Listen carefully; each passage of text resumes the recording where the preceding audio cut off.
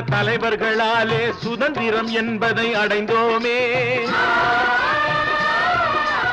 ஒரு சிலர் மட்டும் அனுமதிக்காமல் பலருக்கும் பயன் தர செய்வோமே. தியாகிகளான தலைவர்களாலே சுதந்திரம் என்பதை அடைந்தோமே. ஒரு சிலர் மட்டும் அனுமதிக்காமல் பலருக்கும் பயன் தர செய்வோமே. ஊருக்கு உழைச்சாலே